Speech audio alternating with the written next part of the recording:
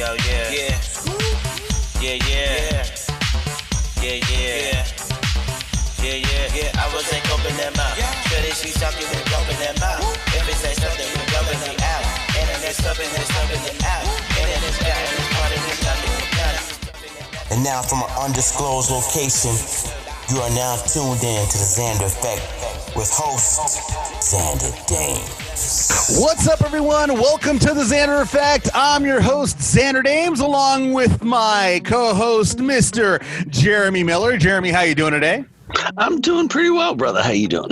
Oh, man, it's you know how it always goes. I hate you, but I love you, but I hate you, but I really love you, but I really hate you. That's all right. I think you love me this week because you actually won for once in fantasy football. So, well, we'll get to that later on, of course. You know, and I was actually the highest scorer on our fantasy team. So, yeah. I'm just going to throw that out there. A hater's going to hate all day, every day.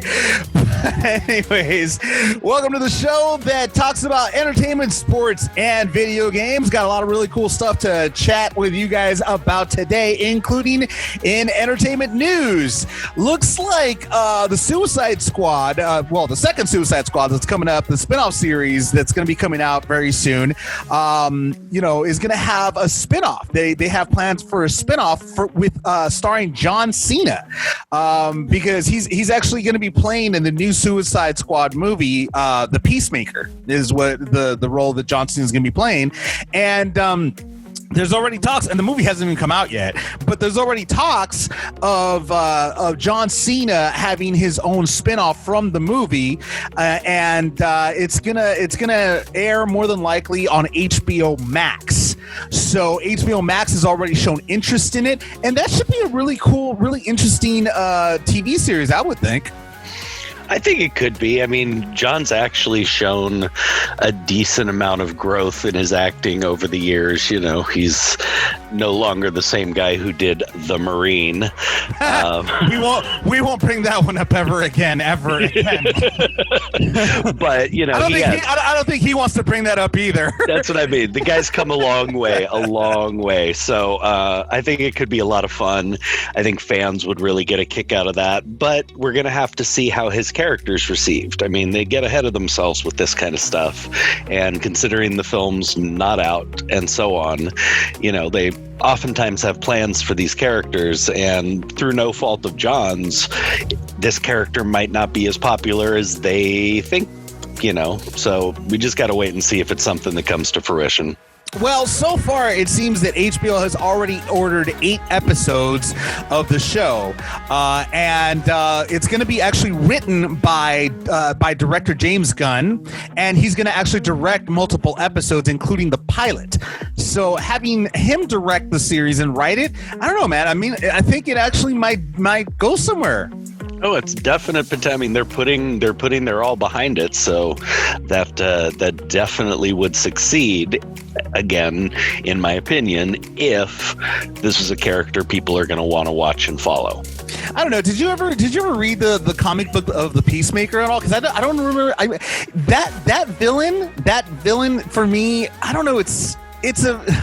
I never really got into that one.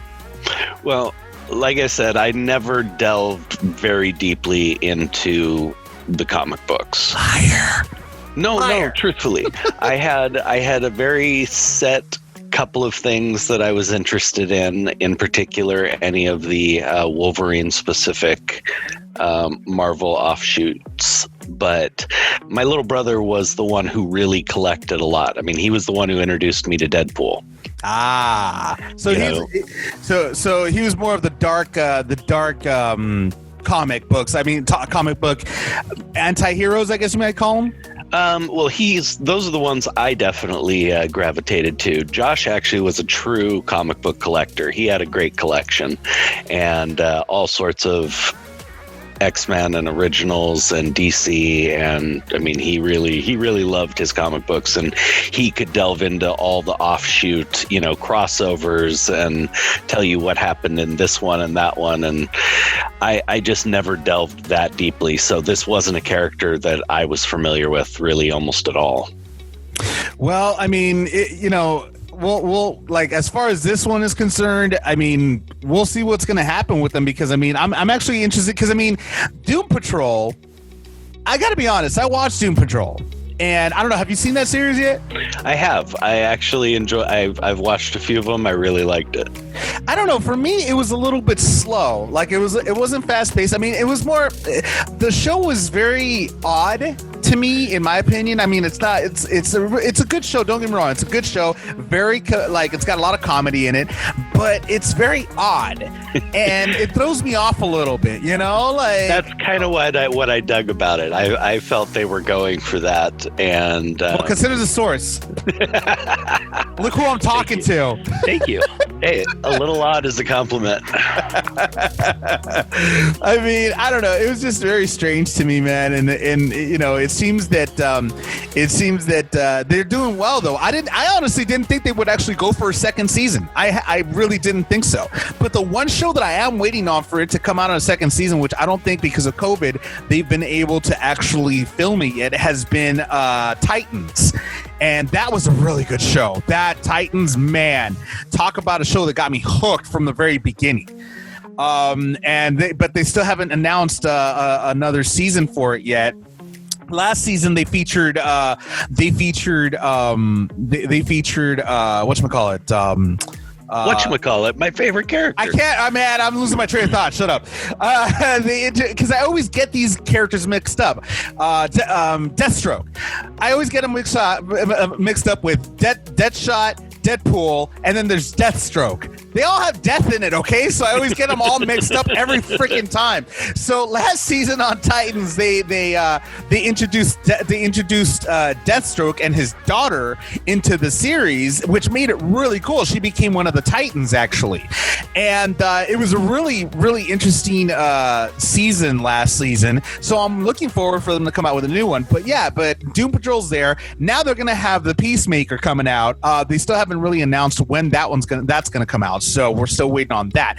But I mean, John Cena to star in it, James Gunn to direct and write it. I don't know. It might be a pretty good series. Who knows? But I think it's definitely set up for success. They're putting the big guns behind it.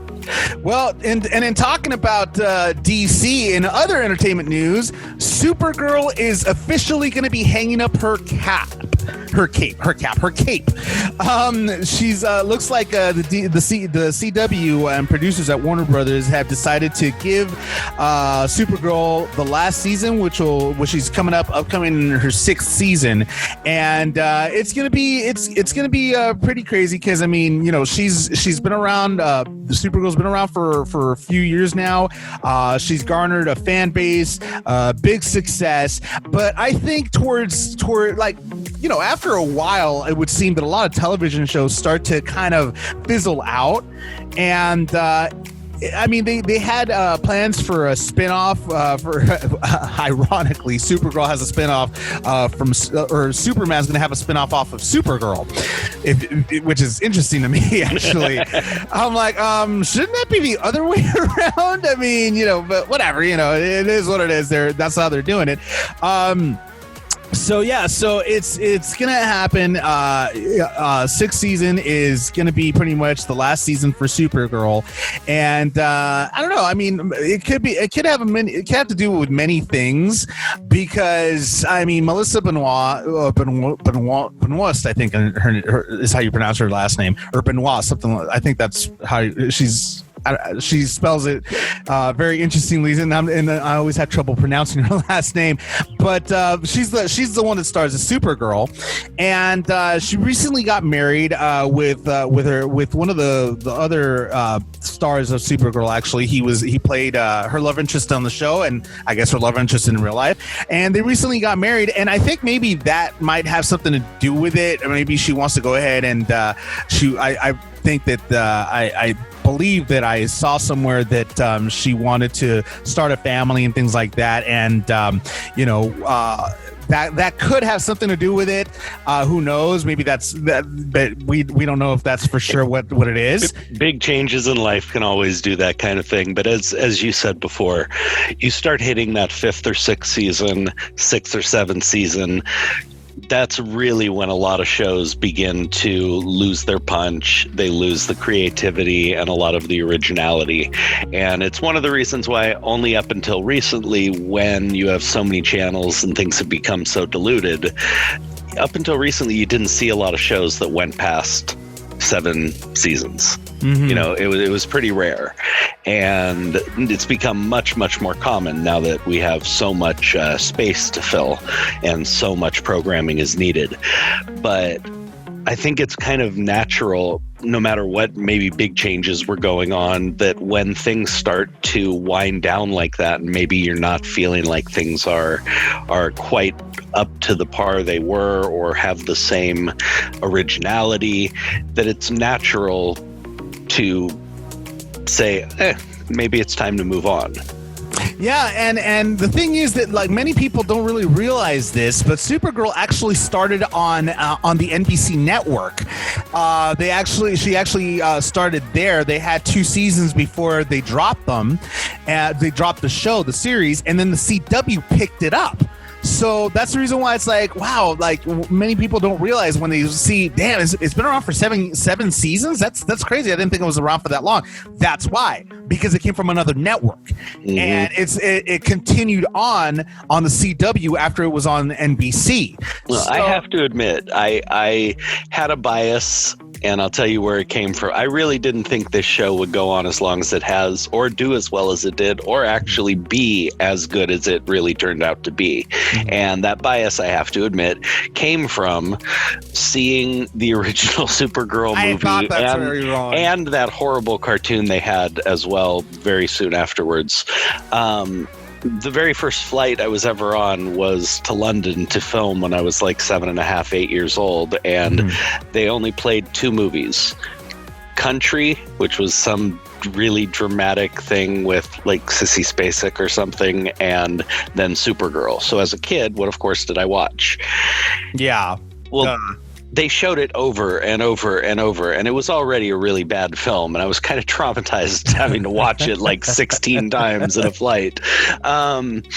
So I had a bias. I really did. When this came out, I really thought this show was going to bomb. I didn't think it could be very good at all, and it was. It was a total bias based on how bad that original film was. And the truth is, I really enjoyed the show. I liked what they did with it, and I'm really glad they succeeded with it. And ironically, actually, the woman that starred in the original Supergirl became this Supergirl, Kara Danvers' mother in the CW series. I don't know if you knew that. Yeah, I did know that. It's kind of cool. I love when they do a little connection like that. Exactly. So that was really awesome of that. But Melissa went on actually social media and she said, quote, "To say it has been an honor portraying this iconic character would be a massive understatement. Seeing the incredible impact the show has had on young girls around the world has always left me humbled and speechless. She's had that impact on me too. She's had that impact on me too. She's taught me strength I didn't know I had, to find hope in the darkest of places, and that we are stronger when we're united. What she stands for pushes all of us to be better. She has changed my life for the better, and I'm forever grateful. I'm so excited that we get to plan our conclusion to this amazing journey, and I cannot wait for you to see what we have in store. I promise we're going to make it one hell of a final season." So that's pretty much a wrap for Supergirl. Man, I gotta tell you, man, I had the biggest crush on Melissa, though. Like when I first saw her, I was like, hi. Man. Of course you did. What is she, another one of your former ex-wives? Dude, well, not anymore. She's married now. So, I mean, and actually, this is her second marriage. She's been married prior already. I mean, I don't want to make her the next Elizabeth Taylor, you know, and have me be the third. So that wouldn't be right. Like I have a chance. So anyways, I said it for you. How about that? You beat me to it. It's okay. Yeah, I said it for you, you jackass. Anyways, but see, that's why I love you. That's why I have you here. In other entertainment news, Demi Moore to star in the podcast series adaptation Dirty Diana in the works at Amazon. Now, see, we haven't really heard from Demi in a while, and man, she still looks, she's still gorgeous. Another one, Jeremy.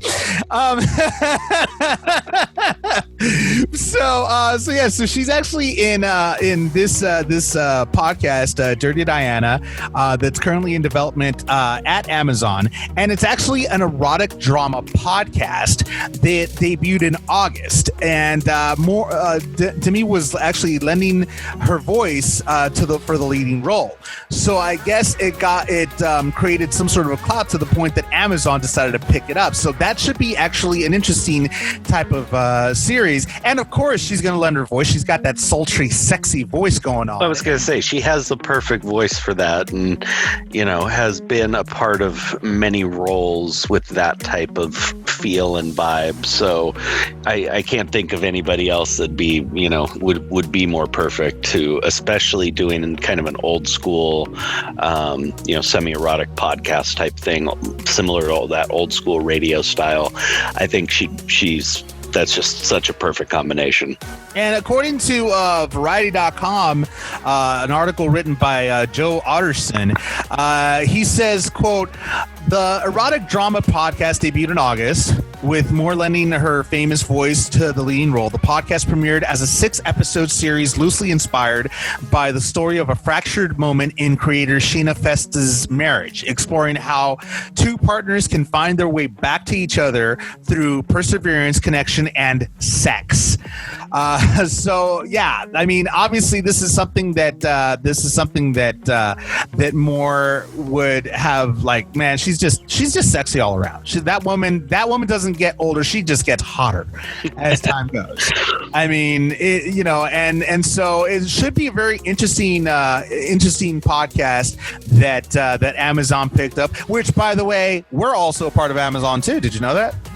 Yes, I did. It's kind of cool to be a part of the big tycoon brand. Right. Jeff Bezos, we got you. Hey, we love you. We love you. we're bringing entertainment as much as we can to Amazon. So, the podcast actually is included Carmen Ejago, Mackenzie Davis, Deo Okini, Betsy Brandt, Max Greenfield, Clays Bang, Penelope Ann Miller, John Tinney, Rise Wakefield, and Dolly Wells, with cameos from Gwendolyn Christie, Rosa Salazar, Ava Gray, Lena Dunham, Melanie Griffith, Andrea Risenborough, Chris Diamantopoulos, Lily Taylor, and Leslie Ann Warren. So basically, it's an all-star cast. And I was gonna say some powerhouse names there. Yeah, dude, it's gonna be a very interesting podcast, and we'll I'm actually looking forward to listening to it for no other reason whatsoever. Of course, no, it's sheerly for the star power. That and it's clearly just for I'm a journalist. What can I say? I'm a journalist. I have to do my research. It's clearly for research purposes. It's a rough life. It so is. So we'll definitely keep an eye on that, or an ear on that. In other entertainment news, I had the opportunity to actually interview a restaurant owner. And his name is Drew Gates. He was a former Hollywood club promoter, one of the top club promoters in Hollywood. And he recently opened up an amazing sports lounge called Third Base L.A. And let me tell you, it's an incredible lounge. He opened it up last year, in November of last year. He's still doing very well, but he's a little bit. He's a little bit concerned with the winter season because, in LA, we virtually only have one season, which is summer pretty much all year long. There is no weather, but when it gets cold, it really gets cold. He's got valid concerns, and right now, the way things are going, he didn't get hit hard with the pandemic. Other businesses did, but his concern is definitely having to do with what's going to happen in the wintertime, and the government's just not helping enough. So, he's concerned about that, as many other owners are concerned of it too. So, it's definitely a very interesting interview, and that's coming up next. But first, here is Annalise Hoveda's Aftertaste right here on the Xander Effect.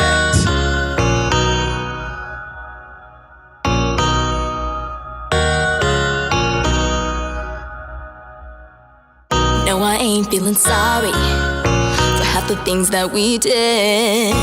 Know that in my style, and you're too hard to quit. When I try to save myself from messing with my own head, come down from the height and tell myself these things. Don't get emotional, addicted to the sweet pain. Good hearts make bad mistakes, sometimes too.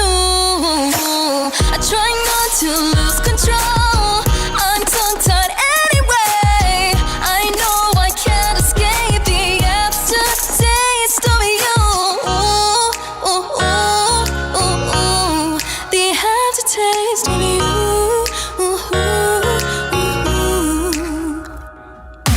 Let's make a night that will savor.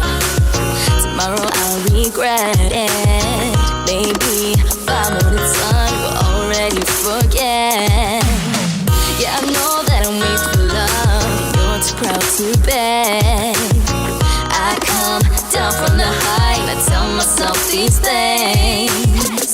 Don't get emotional, addicted to the sweet pain. Good hearts make bad mistakes, sometimes too. I try not to lose control, I'm tongue-tied anyway. I know I can't escape the aftertaste of you. The aftertaste of you. You're so sweet, bon appetit. You make me scream, yeah, you make me scream. I don't care, the flavor of the week is good enough, yeah, good enough for me. Don't get emotional, addicted to the sweet pain. Good hearts make bad mistakes, sometimes too. I try not to lose control, I'm tongue-tied anyway. I know I can't escape the aftertaste of you.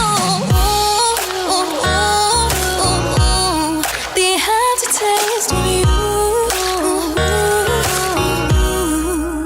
Yo, what up? This is AB. Hey guys, this is Sean Kanan. What's going on? It's Amanda Holly. Hey, Jeremy Miller from Growing Pains here. This is Maxim Waddle Riley Sawyer, And you're listening. And you're listening. and you're listening to the Xander Effect. No, I don't give a damn. You just screwed up, miss your chance. I'm on a new wave and need to slow it down, but pump your brakes. Switching double lanes, boy, you are lame. You talk that talk, but you can't back it up. Feeling some kind of way, I had enough. I'ma let you run. Run away, run away, run away, run away. But you ain't gon' break my heart, boy. Run away, run away, run away, run away. Ain't got no time to beg or place a neck. But mine, they don't place a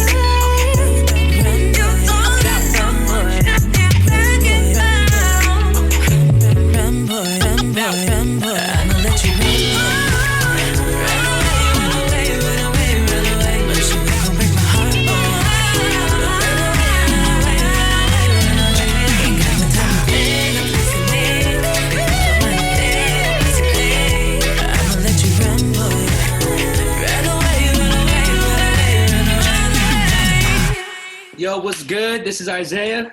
How you doing? This is Eli. We are Dose, and you're on the Xander Effect.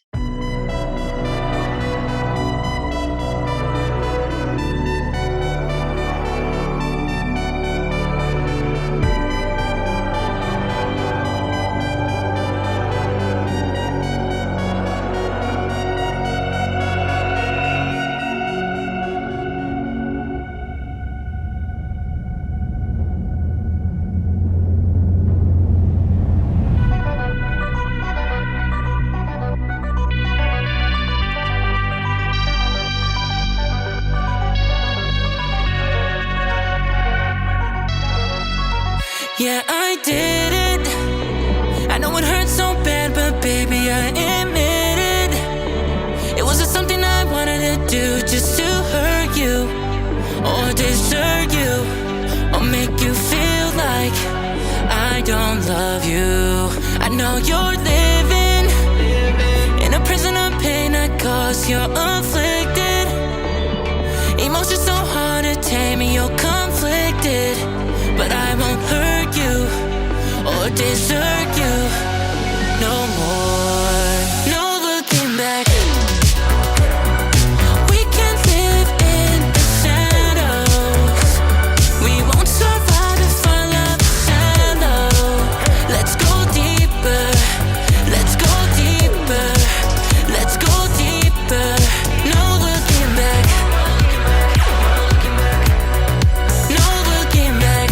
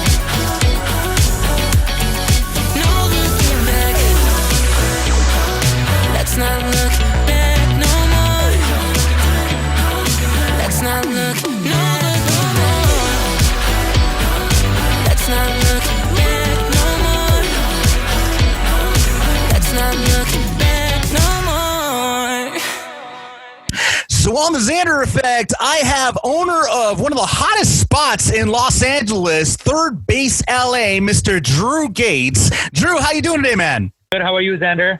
Another beautiful day in paradise. You know how SoCal weather is, nice and sunny and warm, and it never, ever gets to winter. The weather is never changing. No, but yeah, so, I mean, Drew, I got to tell you, man, I've known you for many years. I've known you since, 2006, 2007? And let me tell you, dude, it's been a long time since we've known each other.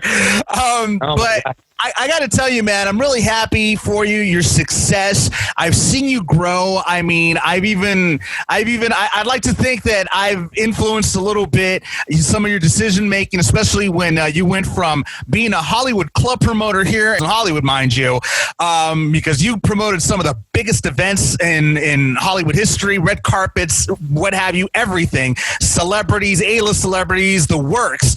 And, you went from Hollywood, you went to Vegas, and I'd like to think I had a little something to do with that one because I remember you were kind of on the fence about it. But, man, I got to tell you, you definitely have grown.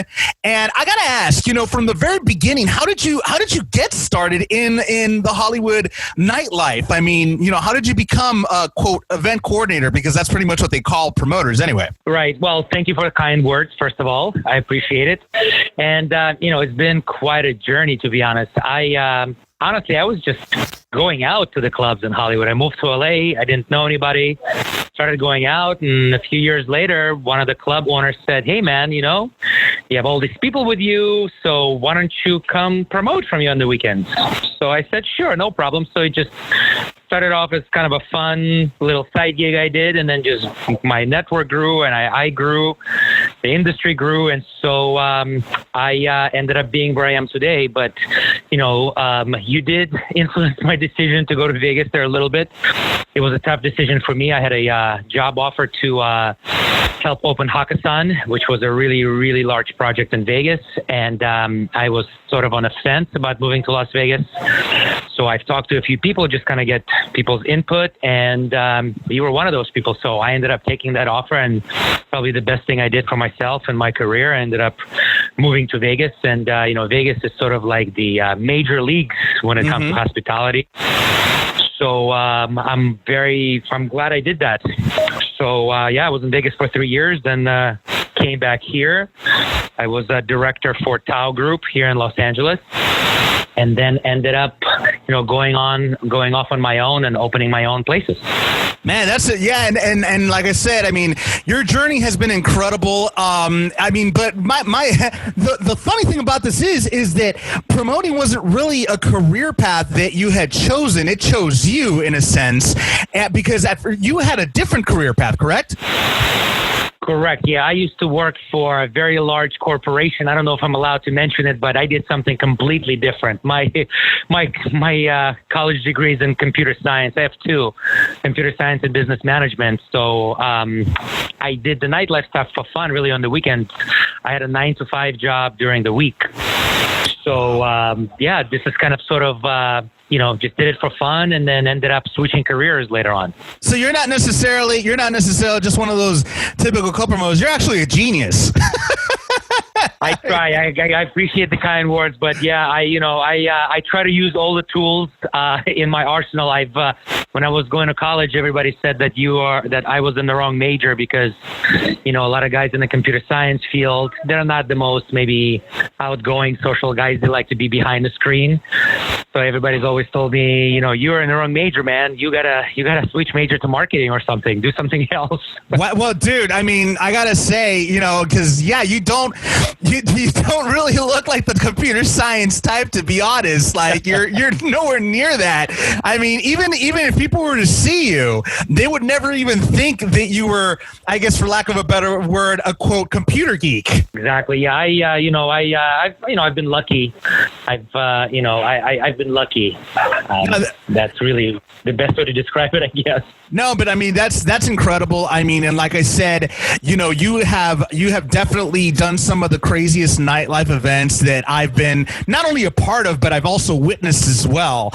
And it's amazing the success that you've had. But unfortunately, you just opened up third Base L.A. last year, correct? Yeah, we opened in November of last year. Man, and then now the coronavirus has completely, affected everything, every business owner everywhere, really. I mean, right now clubs aren't even open. There've been private Hollywood parties and everything to try to go ahead and make up for the lack of social life, I guess, with the nightlife. Yeah. So they've had to shut those down. I mean, but your restaurant, I mean, I would call it like a restaurant lounge, sports bar type of place? We like to call it a sports lounge. We really are, we are... I hate using the word sports bar. We're a sports lounge. The way the space is designed, it looks more like a lounge. And we are a food-first concept. So we're also a restaurant. We wanted to make sure that food was really good. It was a very important element for this concept for us because we want to draw people here even when there are no sporting events going on. So it's really a restaurant, sports lounge type of a concept. We have a DJ here and people come to enjoy the games. People come to enjoy food, and we create a fun atmosphere with DJ playing, and we do offer bottle service here, so people take advantage of that as well. And so this turns into a little bit of a party. No, and that was the whole point of it, I would imagine, when you first came up with the concept. But unfortunately, like I said, COVID-19 has affected so many businesses worldwide. And you were recently on a news channel, I believe it was a San Francisco-based news channel, and you talked a little bit about how COVID-19 has affected your business. Which, between you and I, you've spoken to me, and you said that, quote, you're killing it, but you're worried about the next season, the winter season coming around, which is a valid concern, because it does get kind of cold out. And so far, you've been following guidelines, CDC guidelines. You've been, making sure your customers are socially distancing themselves. You've had everything. So, I mean, how are you trying to cope with everything that's going on right now? We're really, the best word to use right now is we're really trying to survive here. We've been fortunate enough to have an outside area where we built a patio, a nice patio. We hung some TVs outside, and we've been fortunate enough to have this outside area. A lot of the restaurants in Los Angeles are not as fortunate as us. And I've mentioned this in my other interview, is more than 50% of restaurants in Los Angeles are permanently closed. So the industry, honestly, has been decimated here. So we've been hanging on. There's been some government assistance, but they're really, very temporary fixes for us. And especially right now with the winters coming and everything that we're seeing in the news, it looks like there'll be another wave of COVID cases, and we expect most likely another shutdown. And, we're not going to be able to be, our outside patio probably won't be as useful. It's not weatherproof. So it's been tough. It's going to be a tough winter for everyone. Oh, man.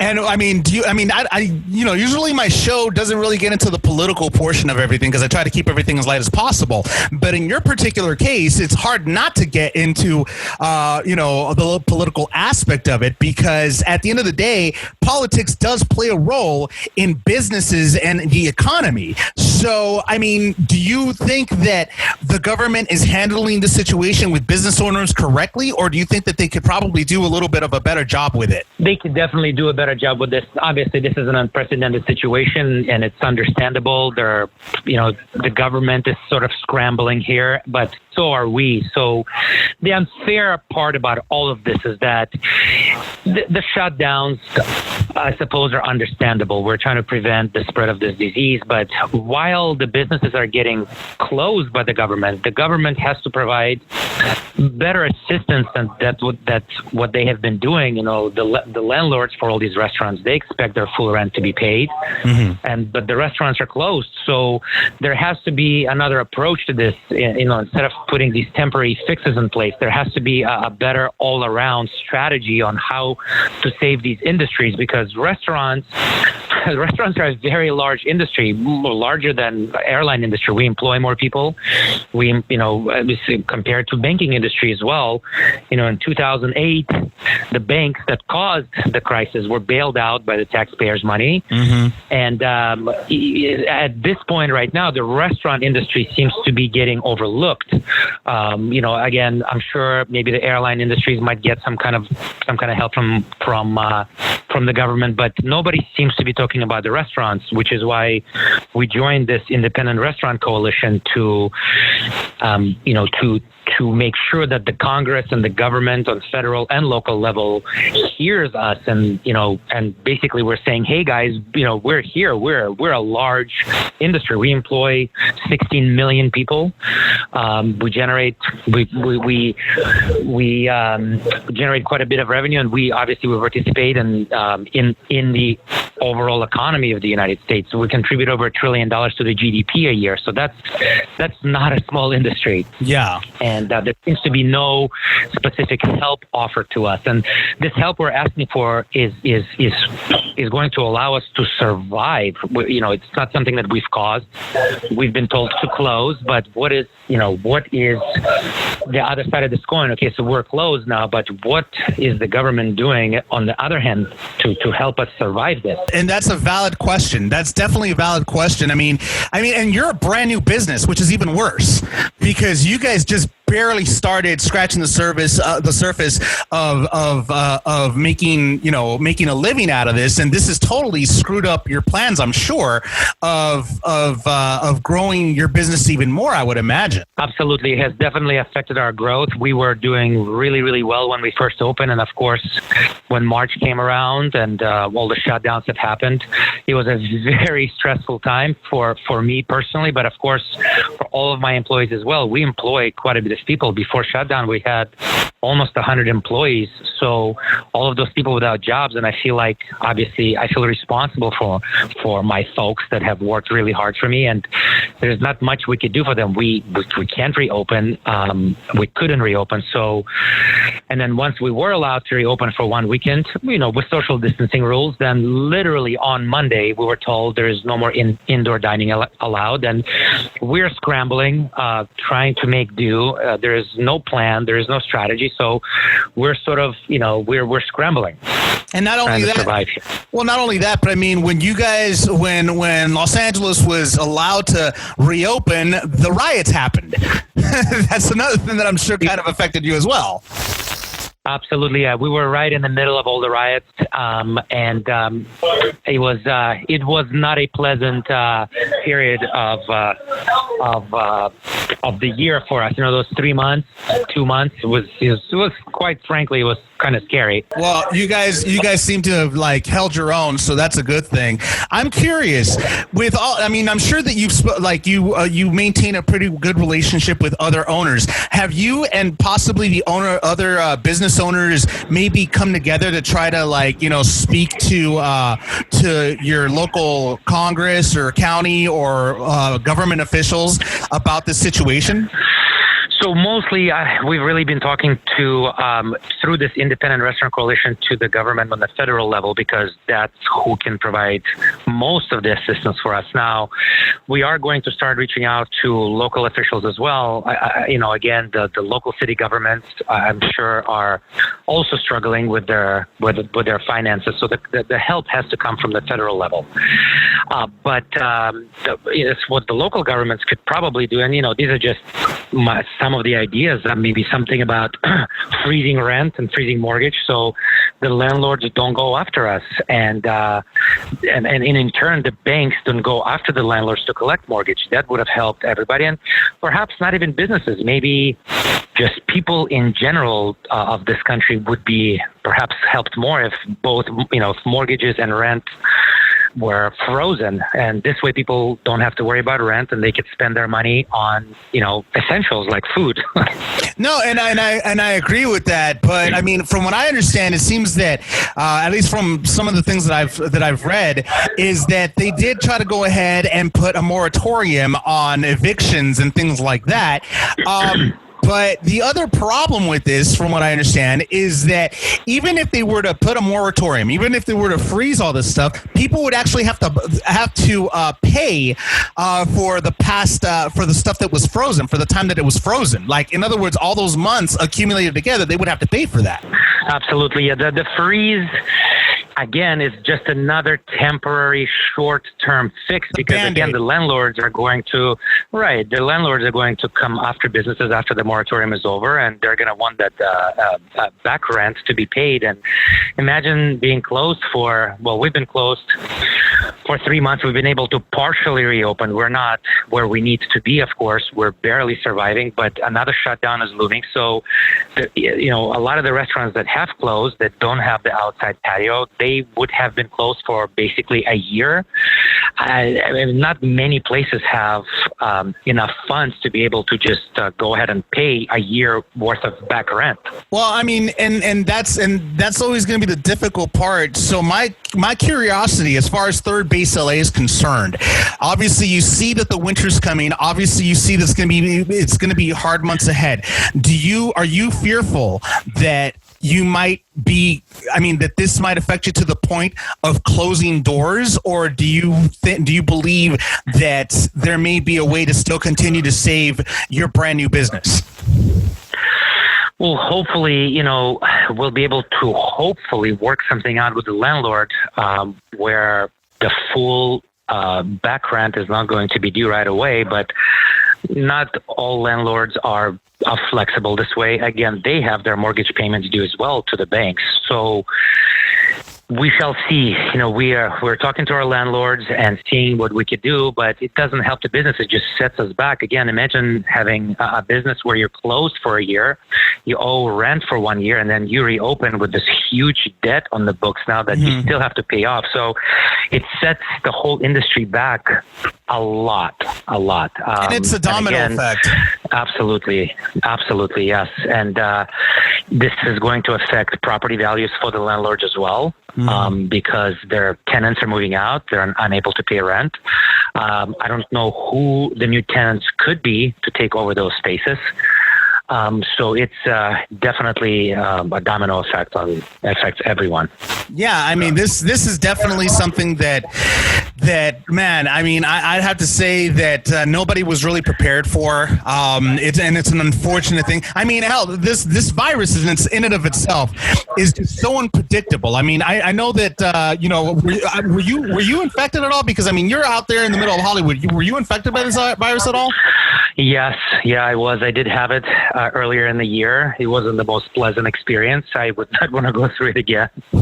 I would imagine so. Yeah. I remember when you told me, and I was like, man, I can't believe that, but you weren't sure when you told me. I mean, I wanted you to say it. I didn't want to say it myself. I didn't want to put your business out there. But I mean, you told me about it, and I was like, well, how do you know? He's like, you were like, I think I have it, but I'm not sure if I have it, I'm assuming. Right. Yeah, at the time when I had it, there was no testing available yet, but, there were things on the news about it, and some of the symptoms were, familiar to what people talked about. So I actually ended up getting tested a few months later for antibodies, and I had them. But at the time when I had this, there was no testing available. There was really no way to know whether you had it or not at the time. And it's actually even scarier thought, because now doctors are saying that you could get reinfected with the virus again. So it's very important that people continue to follow the CDC guidelines. But again, unfortunately, this is, we're not, obviously we know what we have to do, but as far as business owners go, you guys are in a very difficult situation, and the government needs to change this. Otherwise, there's going to be a lot of businesses, there's going to be a lot of places that are going to be pretty much, it's going to be a ghost town if things don't end up changing, I'm assuming. Absolutely. I know the state government here had tried to pass a bill that would allow businesses to renegotiate rent with the landlords. The landlords also, of course, got together. They have a strong lobby, and that bill was squashed in the local Senate here. So, that's in that particular situation, I think it's a bit of a short-sighted decision on the landlords' side, because they are going to have mass evictions, and who is going to take over those empty spaces? That's going to lower the property values for them. They won't be able to get the same lease rates as they had before. So there has to be some kind of a mutual, teamwork type of approach to solving the situation between the landlords and the restaurant, or really any other type of business. I mean, would you think that them not, or them squashing this or whatever, would you think that maybe has to do with maybe, and I hate to use this term, but maybe greed at all? I mean, maybe they just, want more money. I mean, they're not able to be flexible at all because they just want money. Yeah, of course. What do they say? Follow the money. So it's definitely a decision that's basically just based on, it's a financial decision, but it's a short-sighted decision. I'm not a landlord. I don't own this place. So perhaps, there is a side to every story. But to me, it would seem that the smarter decision would be to find a long-term solution to this instead of just squashing a bill that's going to allow current tenants to renegotiate rent. A lot of the commercial leases, they're not like residential leases where you sign a lease for a year. Commercial leases are 10 years or longer. Mm-hmm. So we're talking about tenants that have signed these long-term leases now are going to be gone. And the landlords would have to find somebody else to sign this long-term lease.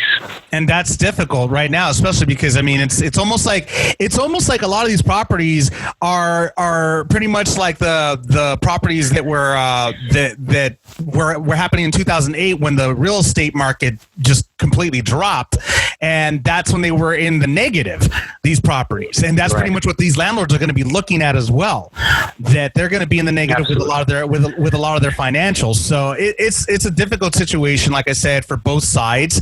But you know, I mean, it's even I would have to think it's even more difficult for the tenants, because I mean, here you are, you worked your butt off for all these years to actually get to where you're at, all for it to just go away in just a matter of months because of something that was completely out of your control. Yeah, it's been a difficult time. I wish there was a better strategy from the government level on how to, you know, I could only speak directly about the restaurant industry. I know other industries have been affected as well, but I work in the restaurant industry, and again, we employ a lot of people, and there are over 500,000 just independent restaurants in the United States.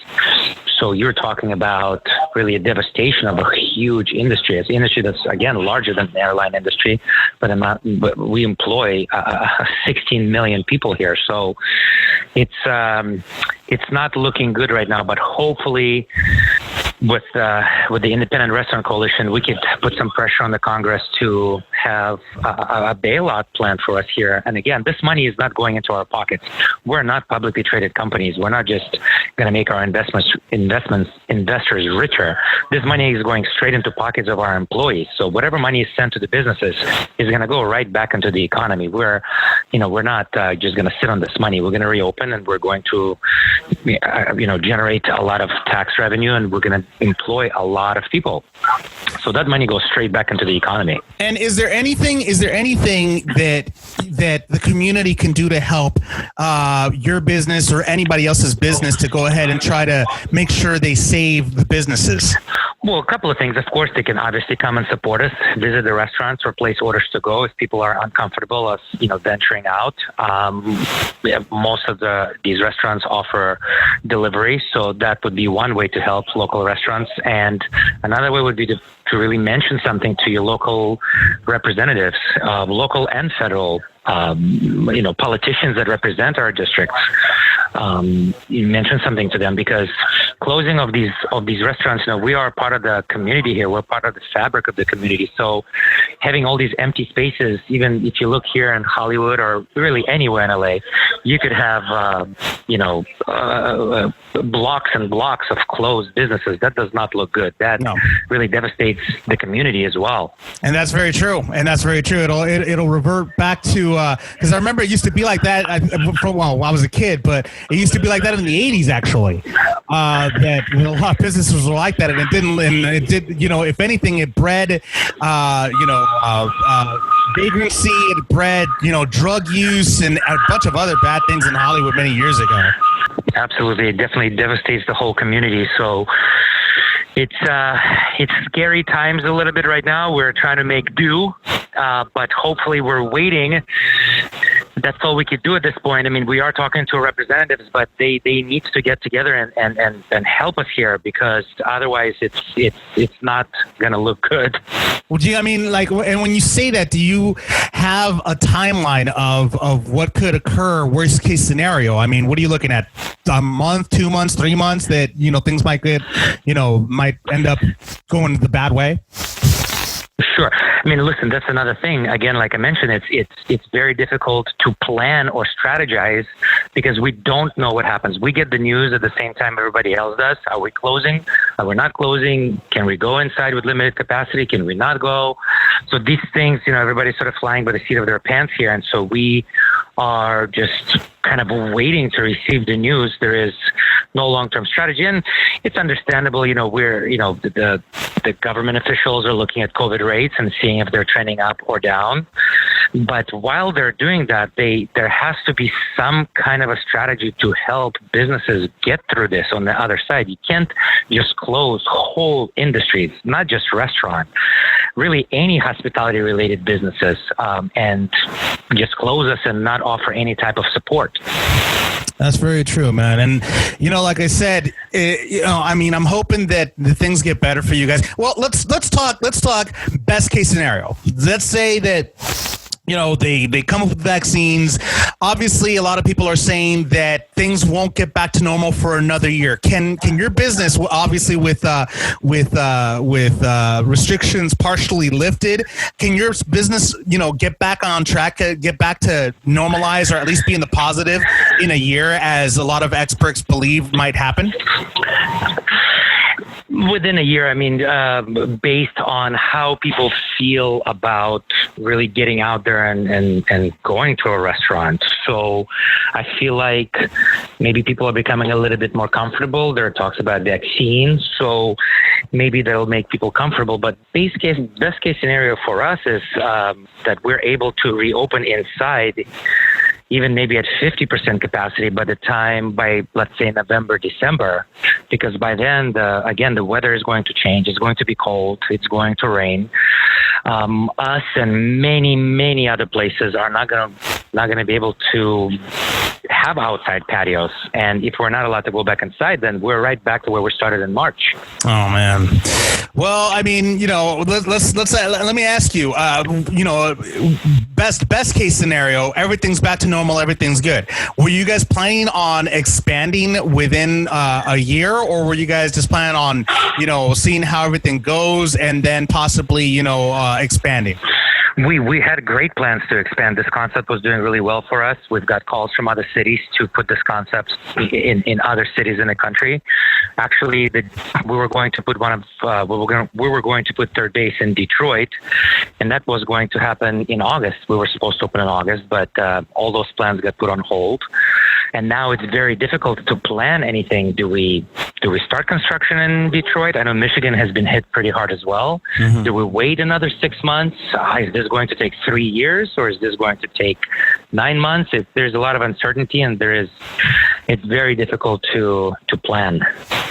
Well, Drew, man, I really hope that things get better for you. And I'm curious. I ask everybody this whenever they come on my show. How can people stalk you or Third Base L.A. on social media?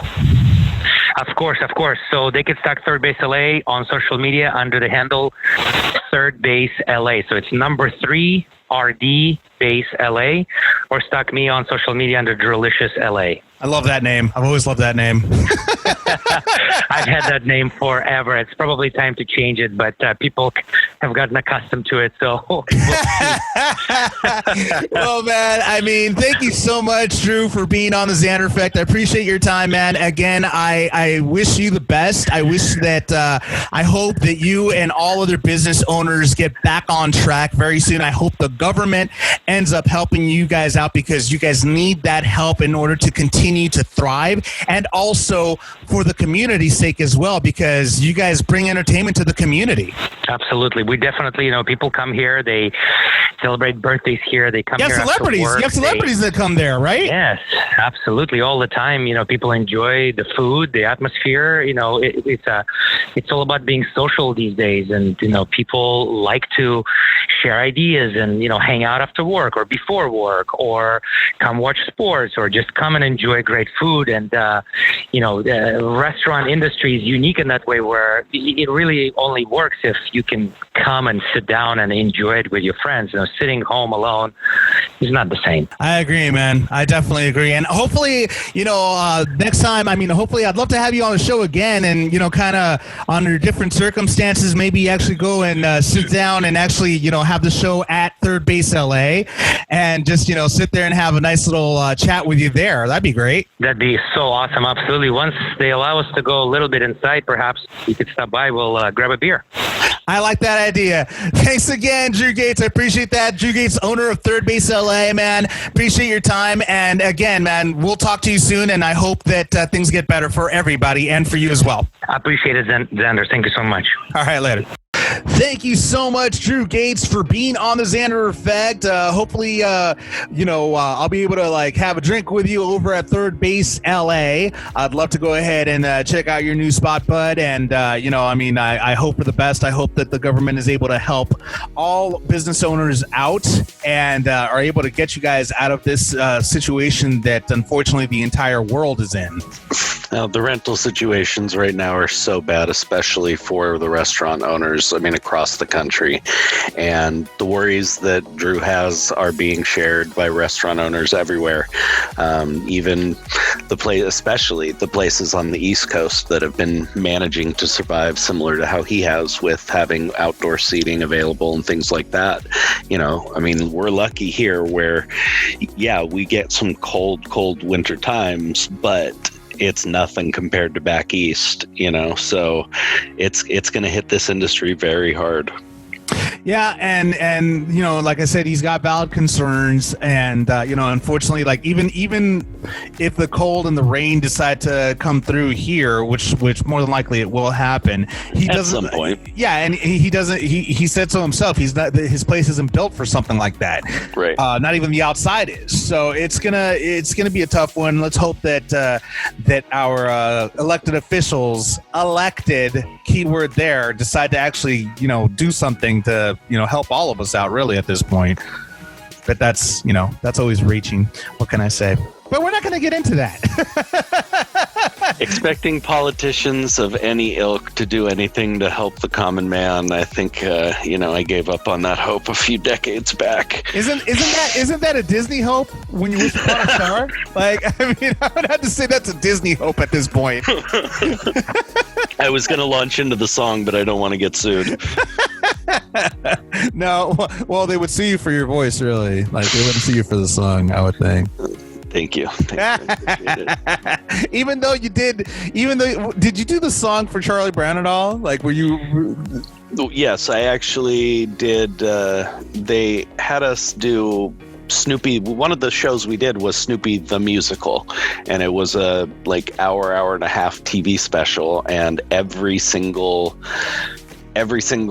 song, every single thing was done in song. It was almost operatic. So we had to train. I'd already been taking singing lessons, and thankfully they let me continue working with my coach. And we trained hours and hours and hours a day for 3 months before actually going in to record that episode. And I got to do a couple of songs. It was pretty cool. I got to do one of the Great Pumpkin songs, and back then, before my voice changed, I could still carry a tune pretty good. So before your balls dropped, you mean? Or I thought we were still waiting for that. You missed that. You missed that one. Come on, I'm setting them up for you here. You're right. I totally spaced on that one. I was waiting for you to go total other direction. Come on. How about this? I gave that one to you. All right. I'll go ahead and give it. I gave you a pass on that one. I gave you a gimme on that one. So, let's talk about a topic that I know is going to be near and dear to your heart and my heart. The Dodgers winning their 8th West North League or NL West title. They won it. 8th West title. That's only the 3rd team in the history of baseball to win that many division titles, with not just behind, the Braves at 15 straight and the Yankees with 9. So in great company, and they not only clinched the National League West, but the top seed in the National League as well. So they'll have home field through the whole thing. Really excited to see our boys doing well, and just had a feeling that with the amount of age that we do have on this team, our pitchers, I had a feeling the shortened season might be set up for the Dodgers to really excel. And if they remain healthy into the playoffs, I really think this is the best shot they've had in a while. As long as nobody's banging on trash cans or using surveillance equipment to cheat. They're gonna go ahead and do pigeons and stuff like that. I don't know what the hell they'll do, but I'm still bitter. I'm sorry, man. I'm bitter. Dude, you and me both. Are you kidding me? We've talked about this many times. Robbed. Anyway, we're moving on. We're moving on. Anyway, I had a feeling this shortened season was going to be kind of set up really well for the Dodgers and what they're able to do. And the really awesome thing, I don't think people who aren't Dodger fans, well, I don't know if they'd find it awesome, but Cody Bellinger, our MVP from last year, isn't even performing very well. He's just starting to find his stroke, and we're already the best team in baseball. If he finds his stroke by the time the playoffs come, the Dodgers offense is going to be almost unstoppable. Mm-hmm. I mean, Mookie Betts is having another MVP type season.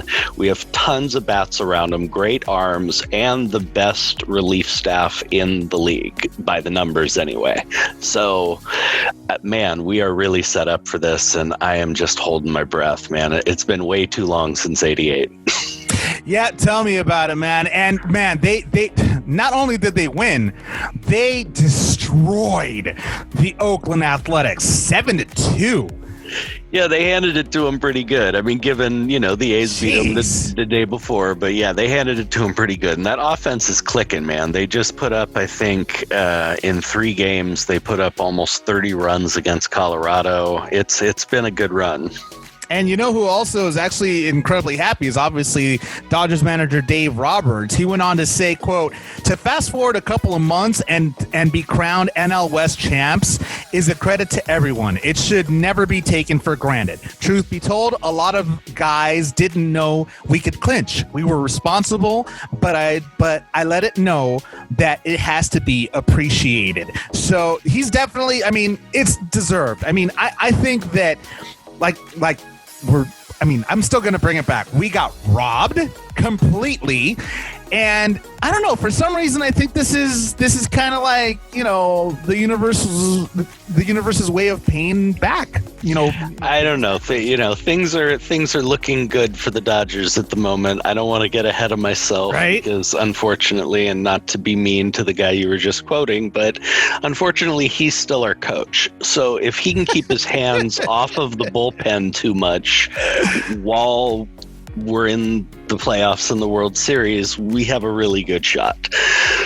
Well, we'll find out soon enough. I mean, the Dodgers are moving forward, and we'll find out to see if they are still championship worthy. Because and it's so funny because social media went off when this was announced on social media, saying let's just tell. Like I remember one of the social media handle. I don't remember the name, but that person said, let's just hope they could actually win the championship this time.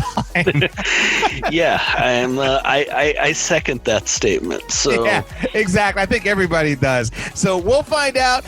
It's coming up soon, so we'll see what happens with the Dodgers. And you know what? LA is on fire right now. That's a really poor choice of words. I was going to say. LA is doing very well, actually, right now. Wow. That was a really poor choice of words. My apologies for that.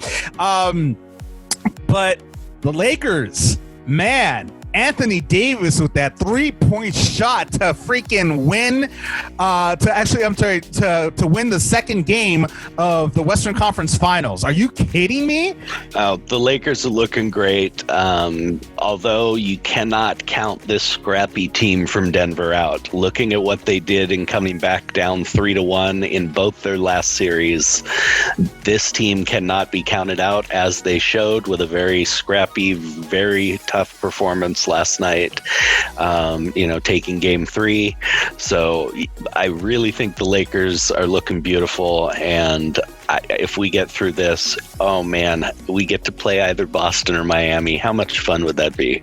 Oh, dude, that would be, especially Boston. Well, my feelings on that. I always like getting to smack Boston. Oh, those damn Celtics, man. I'm saying, I just want to go ahead because I'm still salty. The last time we went up against Boston, they won.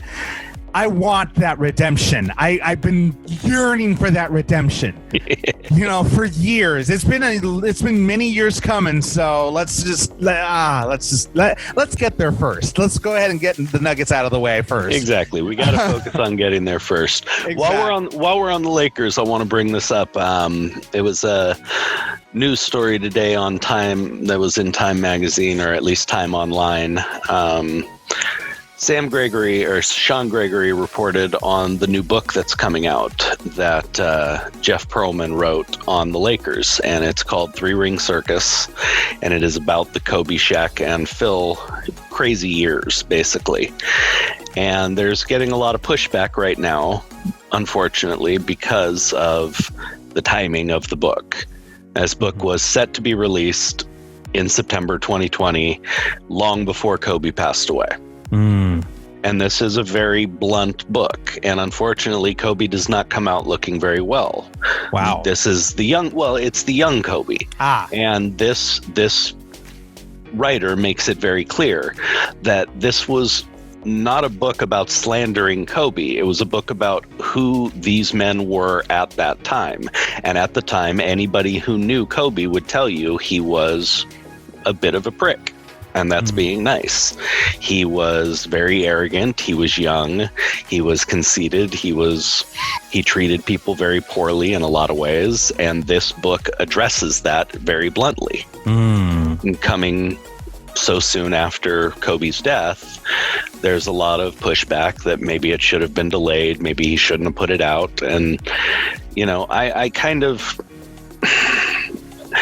I kind of go against the grain on that. I mean, his main concern, and the writer said his main concern about it, and the reason he did actually consider pushing the book back was for Kobe's family.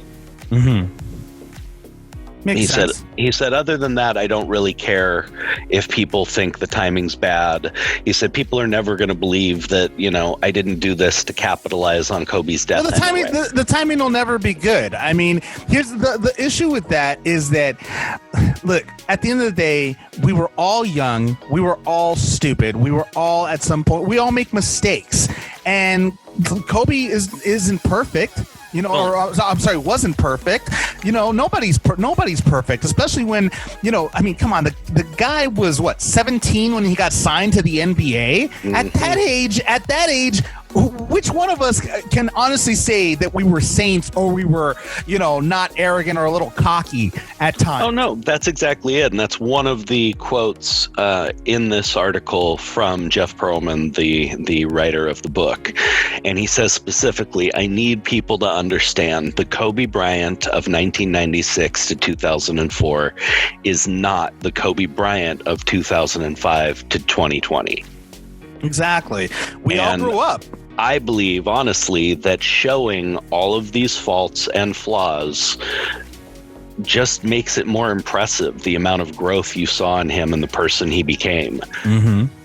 For me, that does. For me, it doesn't take away from him as a fan. For me, it doesn't take away my enjoyment of those years with them. I think it makes me respect him more. Agreed.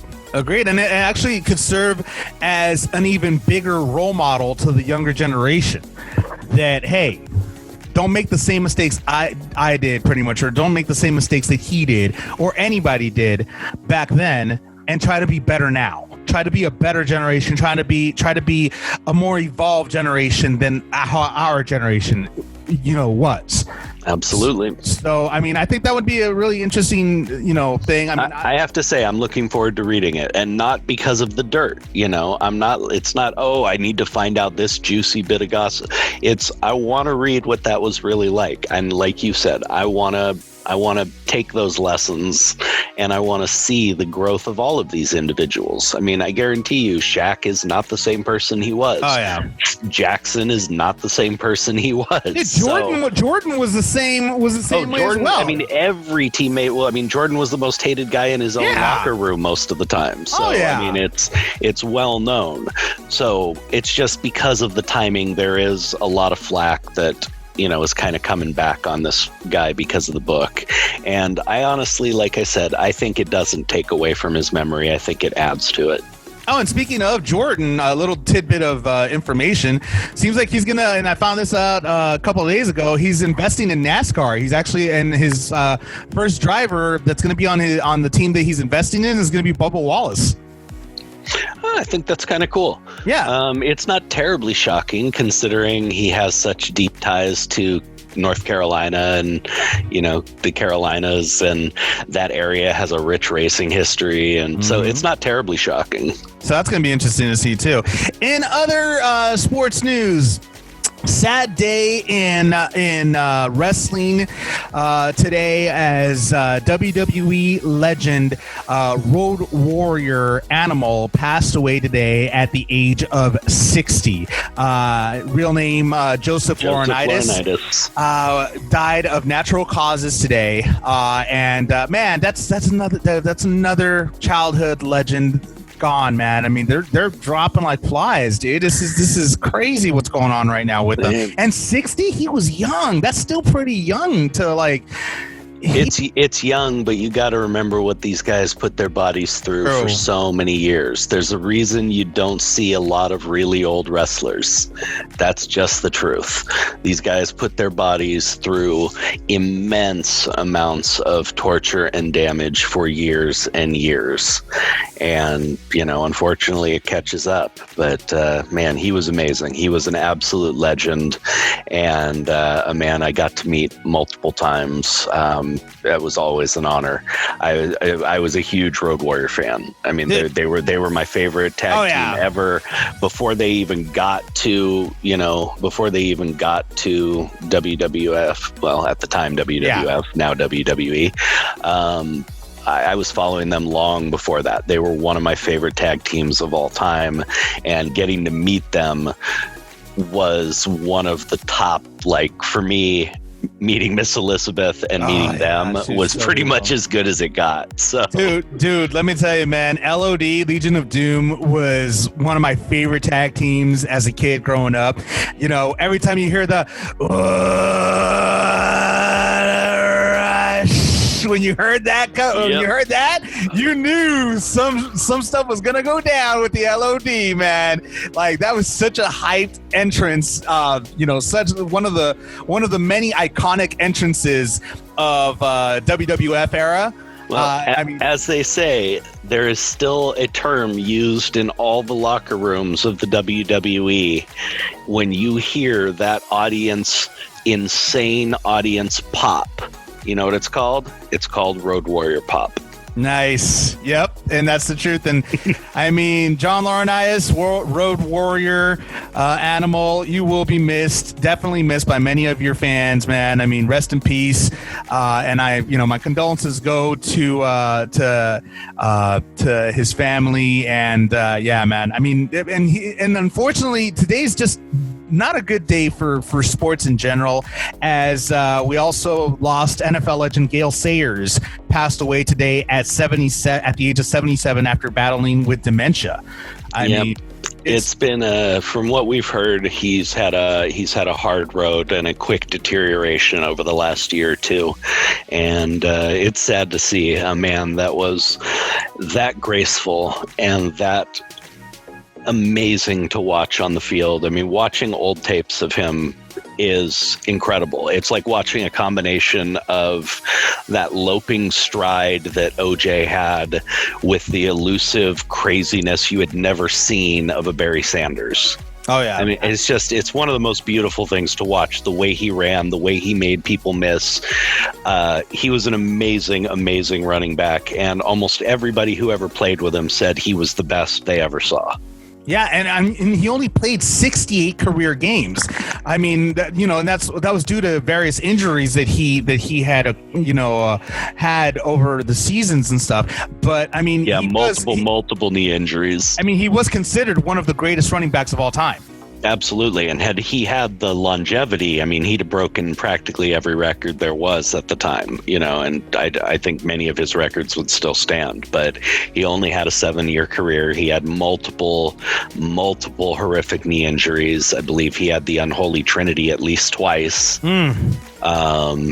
So yeah, his career was sadly cut very short, but he was an amazing runner and apparently an amazing teammate as well. So, well, he will definitely be. That's another sports legend gone, and he will also be missed by many of his fans. Rest in peace as well to him, and also condolences to his family. Gail Sayers, rest in peace, and my condolences go out to the fans and the family of his as well. In other sports news, speaking of football, fantasy football, I gotta say I'm actually doing pretty well in fantasy football. What can I say? You're 1-1. I mean, but this week I killed it. I killed it this week.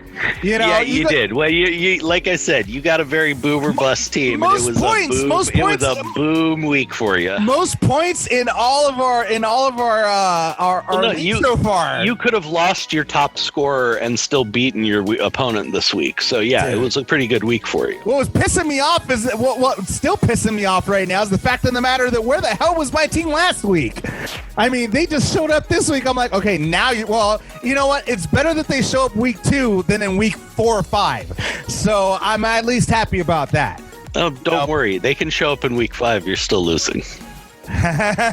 You're only saying because I'm going up against you week 5. That's exactly why I'm saying that. Dream a little dream, my friend. Dream a little dream. But you know what, though? I mean, one thing's for sure, that the NFL was plagued with injuries this week, especially from San Francisco. Man, as we already saw, I mean, we said before the season this was going to be a crazy season. Guys did not have the same amount of prep time. They did not have the same amount of workouts. They're not in the same physical condition that they are in usually on day one. And we knew this was going to take its toll. And look what's already going on. As you saw, I mean, almost half the San Francisco offense wiped off the field. We have Saquon Barkley out for the entire season. Was it Melvin? No. What's his name? Mack in Indianapolis out for the season. I mean, it's really bad right now. Oh, yeah. And let's talk about this one real quick. Did you hear about why Tyrod Taylor missed the game and didn't start for the Chargers on Sunday? Oh, please do tell. So, Tyrod Taylor was a very late scratch from the game on Sunday. You want to know why, as was reported on Yahoo Sports by Liz Rosher? The team doctor punctured his lung when administering a pain shot for his crushed ribs. The doctor punctured his lung. He had to go to the hospital with a deflated lung. Well, someone's losing their medical license. So, I mean, that's a pretty freak accident there. You're planning on playing a football game in an hour, and next thing you know, you're on a gurney in a hospital having your lung reinflated. Oh my God, that's a freak occurrence right there. Like that's never really happened.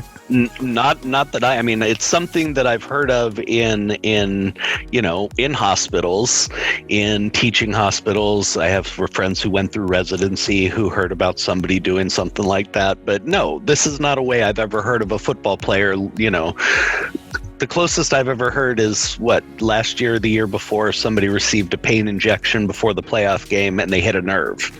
So he wasn't able to play, but this is deflating your lung. That's a whole nother story. That's bad, man. But I gotta tell you, I even sent you a text saying this, the fact of the matter that I was gonna, going back to San Francisco real quick, I was gonna draft Jimmy Garoppolo as my secondary QB.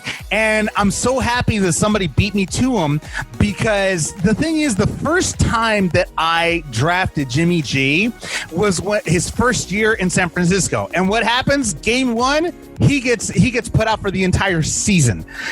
I mean, this guy, he's accident prone. Like, he's really accident prone right now. I got to say, he seems to be a little injury prone. They have a really good offensive line. They seem to protect him really well. It's not like he was, getting sacked constantly, and I just don't understand it really. He does seem to suffer these injuries that seem to put him out for an extended period of time. Do you think they might be the same? I mean, because this is the second time that he loses yet another full season of football. I mean, how's that going to affect his playing? Like, this is within a year. Like, within a 2-year time difference. Yeah, he's only had one full season in between these two injuries. Yeah. So it's not great, and definitely hurts his progression to a degree. But I don't know. That team seems to have a lot of faith in him. I doubt they're going to pull the trigger, and start looking elsewhere too quickly. But if this seems to be a pattern, they might have to look for somebody more durable. And let's look at, with going back to Saquon Barkley as well. Man, he tore his ACL. I mean, that's pretty severe for a running back. And anytime you're dealing with the knee and those ligaments for a running back, it's not a good thing. Do you think it's going to be tough on him because, do you think that he'll be able to bounce back? Because he was one of the guy has so much speed. It's ridiculous. But now with this injury, do you think that he might actually be able to, be the same after this? Being that it's an ACL, I would venture, yes, he will be able to. He's young enough. The surgeons are good enough. He seems to have that work ethic. So if he's smart, if he listens to his doctors, he doesn't overpush his rehab, and he lets it heal properly, I think he could probably come back just as strong, if not stronger. It's been done before, and he's certainly young enough. If Jerry Rice was able to do it at 40 years old and come back and still have 1,500-yard seasons, I think it can be done. It depends, though. It's a running back. Your legs are your life. So anytime you're dealing with ankles and knees, that's going to be a problem. It just depends on how he comes back. Thank God it wasn't the Trinity. Thank God it wasn't all three of the ligaments, because that is almost always a death sentence for a running back. They're almost guaranteed to lose a step at that point. So I think he's got a good shot. I really do. I think he's lucky that it was only just the ACL. Well, let's also talk about fantasy football. Going back to fantasy football, with these types of injuries that are going on with these top picks, during the draft, because Saquon was one of the top picks. So was Jimmy Garoppolo, so to speak. What would you suggest for fantasy owners right now to do? Fantasy owners. In our league alone, we've seen fantasy owners scrambling to try to go ahead and make up for that. Exactly. And it's tough to do. That's one of the reasons why I was, and you were as well, we were pushing so hard. People, you need to be prepared for anything. I drafted 6 or 7 running backs this year because I just had a feeling that running backs were going to be dropping like flies. I did the same. And I just wanted to have options. And the truth is, the people who didn't do that are going to have to look to trade with other strength on their team, because there's very few people available on the waiver wires right now who are going to make a difference for them. They could get lucky and pick up somebody's handcuff and have somebody get injured. I still have Tony Pollard stashed on my bench because if anything happens to Ezekiel Elliott, I got a number 1 running back. Mm-hmm. But that's just backups right now. If you didn't plan for this, it's going to be very, very hard to bounce back from losing one of your top running backs. A top quarterback's easier to replace. Streaming quarterbacks can be a little easier. You can pick weaker matchups and still have guys who aren't as strong at quarterback put up decent fantasy numbers for you. That's a lot harder to find at running back. The pickings are just a lot more slim. So if you didn't prepare, your best bet is to look at your strength elsewhere and try and make a trade, because you're not going to pick up a game changer on the waiver wire right now. It's definitely going to be a tough season for fantasy owners. I mean, and it's barely week 2. That's the worst part. I was going to say, well, we knew it was going to get crazy soon, but I was going to point something out just real quick, because you love your points and everything this week. Here we go. Who was it who talked you out of panicking and getting rid of Mike Gesicki? Here we go. Mike Gesicki, your tight end who put up 34 points for you, and you were whining about, oh God, I got to get rid of him because this other guy can give me 2 more points. Okay.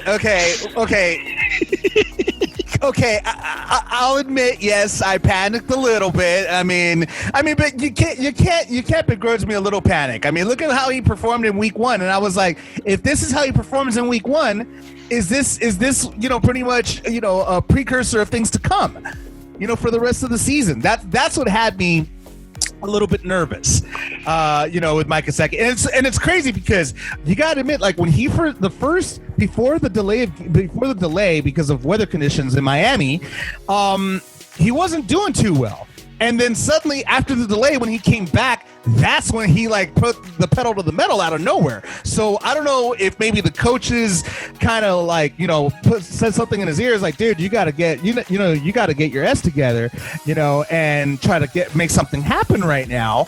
And that's why he came back and boom, he just killed it. Well, so, I don't think him not doing a whole lot in the first part had too much to do with him. He wasn't dropping balls. He wasn't missing routes. It just wasn't, the game flow wasn't going towards him. He was open a couple times, but they were going in another direction. I think it's just game flow. It's going to happen that way sometimes. And maybe the defense saw something earlier on that they were able to capitalize on after the break. Who knows?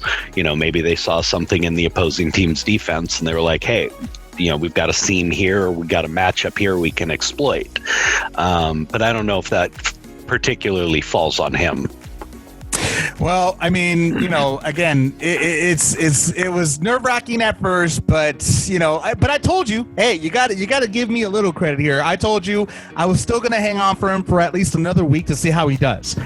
This is, of course, before he freaking killed it for me. I was like, okay, I might hang on to him a little bit longer. I got to admit it, man.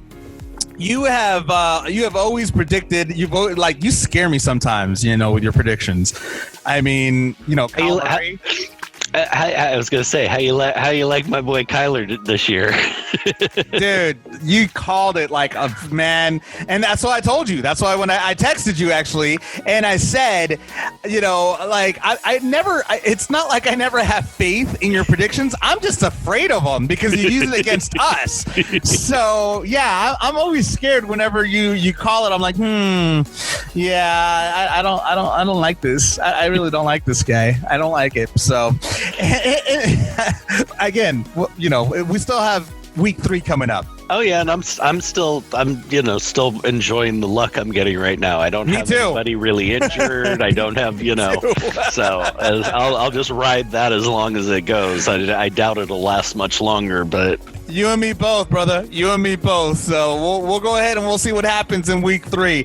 In other sports news, Daniel Cormier is having kind of a verbal social media war of words with WWE Hall of Famer Booker T. And Ariel Helwani is kind of the instigator in this whole thing.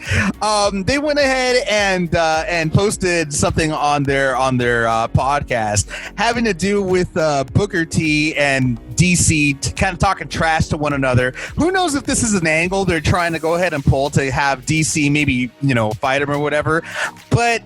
I don't know. It's kind of strange for him to be, trying to pick some sort of a match with somebody that's already retired.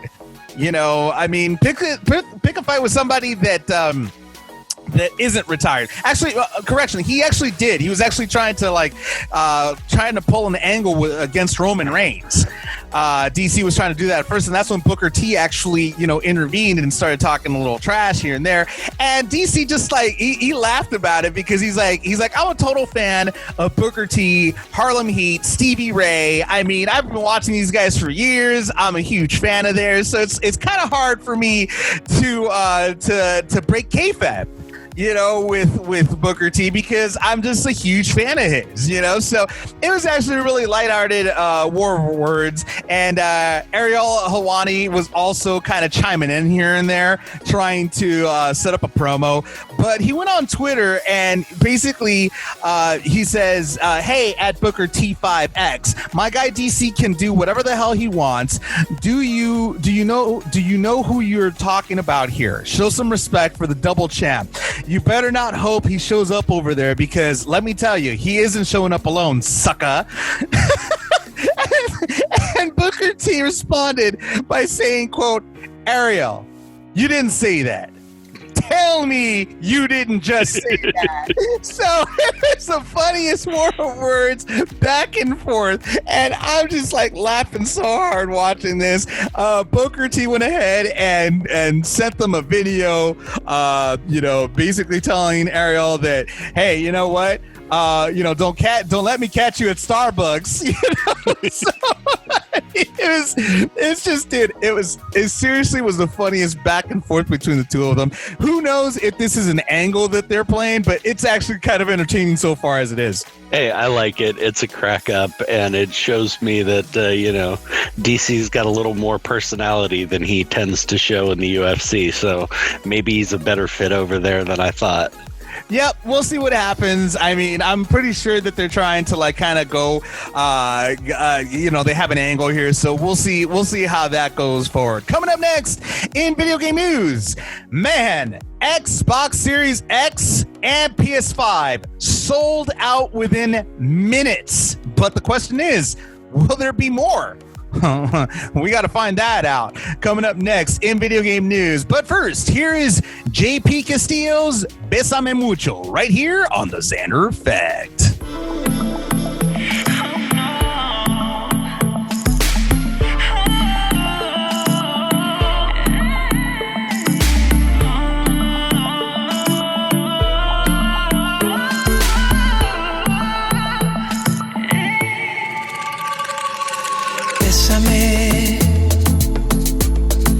Bésame mucho, como si fuera esta noche la última vez. Bésame, bésame mucho, que tengo miedo a perderte después. Bésame, bésame mucho,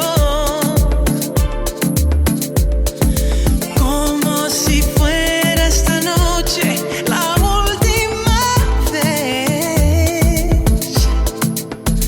Oh, bésame,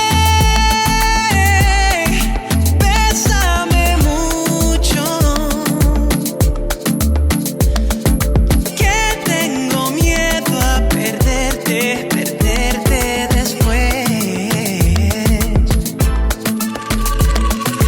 Quiero tenerte muy cerca, mirarme en tus ojos, verte junto a mí. Piensa que tal vez mañana yo estaré muy lejos de aquí. Bésame, bésame mucho, como si fuera esta noche la última vez. Oh, bésame, bésame mucho, que tengo miedo a perderte después. Que tengo miedo a perderte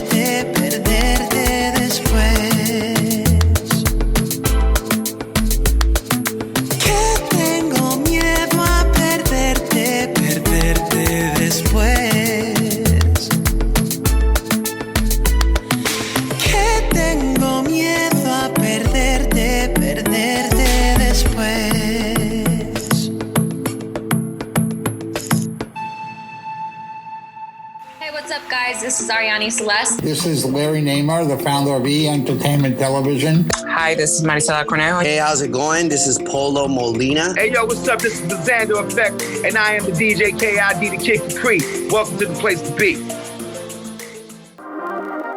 I told y'all these bitches ain't fucking with me like that. Host Kid the producer. Phone whip when I'm driving, ayy. Pulling up in a Mozzie, ayy. Tattoos on my body, ayy. Through a dinner is private, ayy. I'm for sure you a probably, ayy. Got your bitch on a molly, ayy. I'm a church and they copy, ayy. Talking shit and they hiding, ayy. I'm busy getting a check. Got them upset and they vex. I'm in their neck. I just got brand new address. I just might land on the deck. Tell me what's next. I got the Louis on me. I got them jewels on my teeth. Swear that they be. Just go and Google the drip. Bitch, I am who you gon' see. Say you got a bitch, but you keep fucking with me. Touchdown in the 305, hop out the PJ. Bank account so long, it look like Oprah Winfrey. Shit too easy, ain't nobody fucking with me. Shit so easy, ain't nobody fucking with me. Shit so easy, ain't nobody fucking with me. Shit so easy, ain't nobody fucking with me. Shit so easy, ain't nobody fucking with me. I need a Spencer thing, yeah, that's what I like. And take a bit spot, yeah, that's what I might. Uzi, I'm drinking, oh yeah, turn up tonight. Wanna hang with the gang, need an invite. Run it up, fuck it up, broke bitch, shut it up. Broke boy, I won't give a fuck. Pussy good, but I don't give it up, yeah. I just be doing my thing, yeah. No NBA, I got rings, yeah. Robins is all in my jeans, yeah. Say you got a bitch, but you keep fucking with me. Touchdown in the 305, hop out the PJ. Bank account so long, it look like Oprah Winfrey.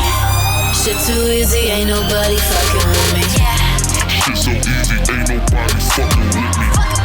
Shit so easy, ain't nobody fucking with me. Shit so easy, ain't nobody fucking with me. Shit so easy, ain't nobody fucking with me.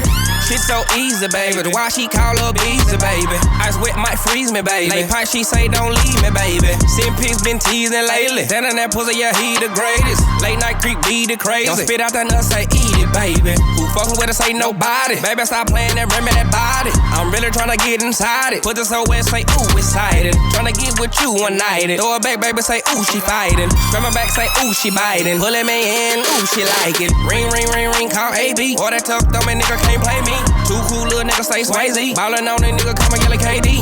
Or you can call a nigga yellow AD. Nut up on the grill, tell that bitch say cheese. Beg for the dick, make the mama say please. Beat the pussy real, real lazy. Say you got a bitch, but you keep fucking with me. Touchdown in the 305, hop out the PJ. Bank account so long, it look like Oprah Winfrey. Shit too easy, ain't nobody fucking with me. Shit so easy, ain't nobody fucking with me. Shit so easy, ain't nobody fucking with me. Shit so easy, ain't nobody fucking with me. Shit so easy, ain't nobody fucking with me. It's AB, baby. And my boy, Yellow Beezy. Yeah, we fuck it up.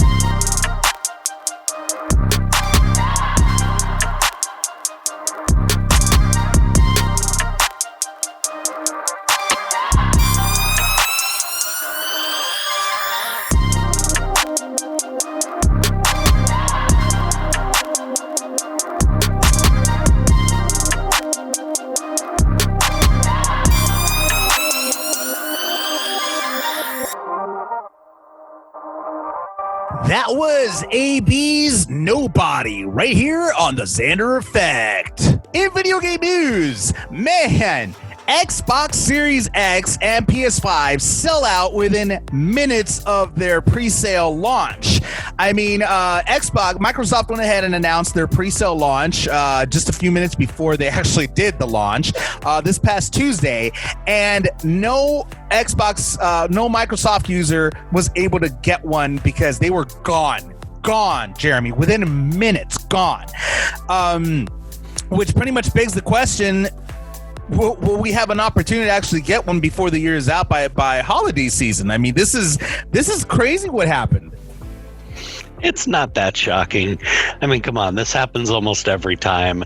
They always sell it so that they create a demand. They always give out less product. They always do this stuff. It creates a frenzy and so on. I'm not terribly stunned. I mean, in a sense, I think they also wanted to see, because I mean, obviously, with the economy the way it is due to COVID and everything, I think maybe they wanted to just test the waters to see if there are people that can actually afford to buy the consoles right now. I think that's valid too. Yeah, I mean, and the reason why I'm saying this is because Xbox went ahead and posted on Twitter at Xbox. They posted this actually not a few hours ago, saying, "We are humbled by the record-breaking demand for Xbox Series X and S. Huge thanks to everyone for the excitement. If you weren't successful today, be sure to sign up with retailers for updates and expect more consoles to be available on November 10th. So this actually makes me think that they have more in stock. They just didn't want to put them all out there, for fear that it wasn't going to sell because of the current situation. At least that's my theory. I think it's a valid theory. I think, like I said, in general, they tend to do that anyway. I mean, dating back to the PS2, these companies have been doing this shortened stock release and creating a frenzy. So I think it's probably a combination of both. I think they'd be smart to test the waters, given what's going on right now. So that's why I think that's probably very valid as well. I mean, I want my console. I just want my console. Well, think of it this way. At least you're not one of these unlucky souls.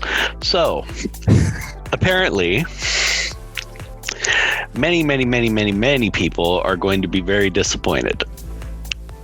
You see, the name Xbox X is very, very, very similar in the way it's listed to Xbox One X. I know. I heard about that too. And in the minutes and hours after the release of Xbox X, Xbox One X actually shot up over 754% on Amazon. So you're going to have a hell of a lot of people very, very disappointed when they open that box and realize what they've actually bought. But it's like, dude, read it. Read it before you buy it. It says it in the description. Yeah, you would think so. But, I mean, 754% it went up in the first 2 hours or something. Oh, my God. And I thought, okay, well, maybe they were having a sale on the older one because the new one's out. No, it was the same price as the old, regular. So you think maybe Amazon kind of did that on purpose? Maybe I have no idea. I'm not accusing anybody of anything. Not Amazon, but the because Amazon's just the hub, but it's the retailers that work. Retailers. I don't know. Maybe they intentionally kept the descriptions close. Who knows? But for it to shoot up in 2 hours over 754%, I think that states pretty clearly we had a lot of people who couldn't read. Or either that, or they were just excited that they found. Oh my God, they have some here. Well, that's what I'm thinking too. Is it's a lot of people were like, oh my God, there's some. They said they were gone. So, that's going to be interesting. Dude, and I mean, it's also, you know what, in a sense, I kind of have to blame a little bit Microsoft because, come up with a different name. I mean, what is the deal with these X's? What I don't understand what the whole purpose of the X, the letter X is, with these consoles. It's like, okay, fine. You call the Xbox One, I get it. That's the name of the console. Okay, fine. But when you come up with the next generation, come up with a different name. I mean, you already have the Xbox Series S, the Xbox One X. I mean, these sound very similar to one another. I mean, they do. It'd be nice if there was a little more differentiation there, but it just makes no sense to me because that's what's going to go ahead and mess people up whenever they go ahead and buy something. Like, case in point, what just happened? I mean, you have all these people that are going to be buying this stuff thinking that it's what they're looking for, and it's not. And man, that's just so sad. That's just you know what? Yes, Jeremy, you're right. I'm very lucky. I'm not one of those poor souls that bought it. I swear, because if they get their package. I mean, first of all, they should realize that it was a pre-order. You shouldn't be receiving it already. Right? I mean, that should be the first clue. This is a pre-order. You shouldn't have a physical console yet. Let me tell you, gamers, they're a bunch of geniuses. Let me just put that out there. That's the news in case you haven't heard it. Thank you so much for listening in. Jeremy, thank you so much for being here with me as always. You're the pain in my ass that I always love. Absolutely miserable as always, brother. I love you. I love you too, man. And remember, folks, we're still in the pandemic, so remember to continue to stay safe out there. Continue your social distancing. Wear a mask. Please wear a mask. Wear your goggles if you got them. Wear your gloves if you got them. Remember, we're in this together. We're all working to make sure that we progress and we do well together. And remember, music always, always heals all. We'll see you next time.